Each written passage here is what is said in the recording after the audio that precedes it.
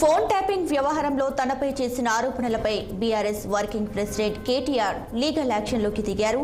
తనపై తప్పుడు ఆరోపణలు చేశారంటూ మంత్రి కొండా సురేఖ, ఎమ్మెల్యే ఎన్ఎం శ్రీనివాసరెడ్డి, అలాగే కాంగ్రెస్ నేత కేకే మహేందర్ రెడ్డిపై కేటీఆర్ పరువు నష్టం దావా వేశారు. తన ప్రతిష్టకు భంగం కలిగించేలా ప్రకటనలు చేసినందున క్షమాపణలు చెప్పాలని, లేకుంటే లీగల్ చర్యలు ఎదుర్కోవాల్సి ఉంటుందని పీవీ జనని అండ్ అసోసియేషన్ పేరుతో మార్చి 2వ తేదీతో లీగల్ నోటీసులు పంపించారు.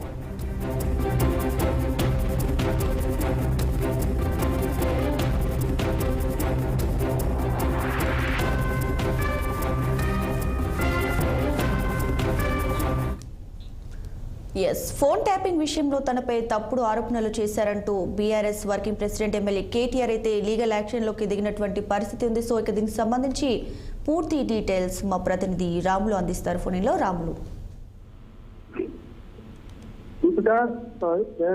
ఫోన్ ట్యాపింగ్ వ్యవహారం గత కొన్ని రోజులుగా రాష్ట్ర రాజకీయాల్లో తీవ్ర సంచలనాన్ని ప్రారంభిస్తుంది. దీనిపైన మొత్తం కూడా రాష్ట్ర దర్యాప్తు సంస్థలు ప్రయత్న వేగవంతం చేస్తా ఉన్నాయి విచారణలను. ఇప్పటికే పలువురు పోలీస్ అధికారులను కస్టడీలోకి తీసుకొని విచారిస్తూ తర్వాత కొంతమంది రిమాండ్ కూడా పంపడం జరిగింది. ముఖ్యంగా ఇంటర్మీడియట్ ఐజీ పనిచేసే ప్రభాకర్ రావు ఈ వ్యవహారంలో కీలక సూత్రధారులు అని చెప్పి ఇప్పటికే పోలీసు కస్టడీలో ఉన్న అధికారులు చెప్పడంతో దాన్ని ప్రభాకర్ రావు అమెరికాలో ఉన్న నేపథ్యంలో అతను కూడా విచారించేందుకు రాష్ట్ర విచారణ సంస్థలు సిద్ధమవుతా ఉన్నాయి. ఇప్పటికే తిప్పకన్నా భుజంగరావు ఇద్దరు కూడా జైల్లో ఉన్నారు. టాస్క్ ఫోర్స్ డీసీపీగా పనిచేసిన రాధాకృష్ణరావు కూడా జైల్లో ఉన్నాడు. అయితే పోలీస్ అధికారుల వరకే పరిమితం కాకుండా ఇప్పుడు రాజకీయ నాయకుల మధ్య మాటలు చూటాలు వెళ్తా ఉన్నాయి.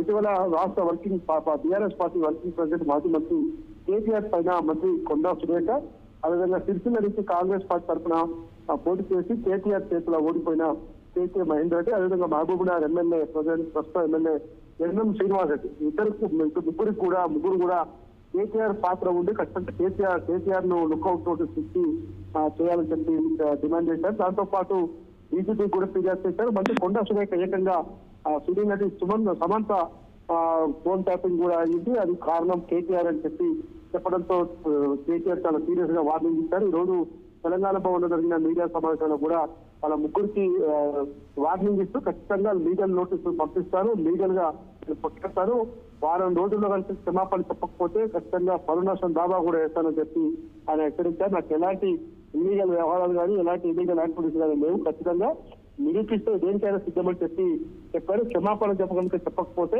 ఖచ్చితంగా మరి పరువు దావా చేస్తానని చెప్పి మంత్రి కొండా సురేఖకు, తర్వాత ఎన్ఎం శ్రీనివాస్ రెడ్డితో పాటు కేకే మహేందర్ రెడ్డి కూడా కొద్దిసేపటి క్రితం లీగల్ నోటీసులు పంపారు. ఈ వ్యవహారంలో బీఆర్ఎస్ నేతలే పెద్ద ఎత్తున ఉన్నారంటూ కొన్ని మీడియా కథనాల్లో వస్తున్న వార్తలకు కూడా స్పందిస్తూ మీడియా సంస్థలకు, యూట్యూబ్ ఛానల్ సంస్థలకు కూడా లీగల్ నోటీసు పంపిస్తానని చెప్పి ఆయన స్పష్టం చేయడం జరిగింది.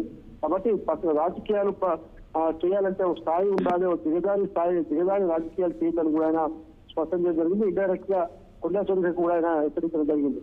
కాబట్టి లీగల్ ఫోన్ ట్యాపింగ్ వ్యవహారంలో ఖచ్చితంగా నేను ముగ్గురికి లీగల్ నోటీసులు పంపిస్తాను, కానీ నా ప్రతిష్టకు భంగం కలిగించేలా నిరాధారమైన ఆరోపణలు చేశారు కాబట్టి ఖచ్చితంగా క్షమాపణ చెప్పాల్సిందని చెప్పి కేటీఆర్ డిమాండ్ చేసి లీగల్ నోటీస్ ఇచ్చారు. లీగల్ నోటీసులు కనుక వారం రోజుల్లో స్పందించకపోతే ఖచ్చితంగా పరువు దావా చేస్తారని కూడా ఆయన స్పష్టం చేశారు. Right Ramulu, thank you.